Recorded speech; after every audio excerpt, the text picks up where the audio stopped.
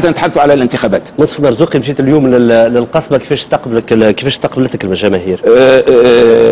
نوعين من الاستقبال. قوى الثورة احتفت بي وضمتني.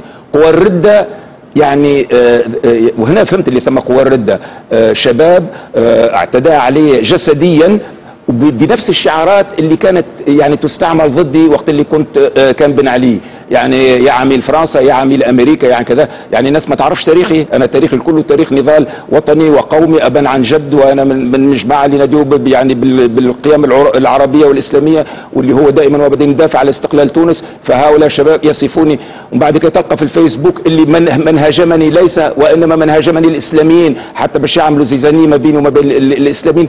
يعني تحس اللي ثم قوى الردة بدأت تشتغل وبدأت تستهدف جملة من الناس، منهم مصطفى المرزوقي، منهم محمد الهمامي، منهم القوى النقبية. يعني وهذا مؤشرات خطيرة على أنه قوى الردة ما مشاش مع بن علي، رجعت وراء الستار والآن تستعد للمبادرة. ولهذا نقول للتوانسة انتبهوا لثورتكم، انتبهوا لثورتكم، انتبهوا لثورتكم. 3 مرات قلتها، احنا نتفرجوا في الصور في القصبة وقت اللي مشيت انت، وبعد نرجعوا والسؤال يكون من عند بن فرحات وبن حميدة. تفضلوا.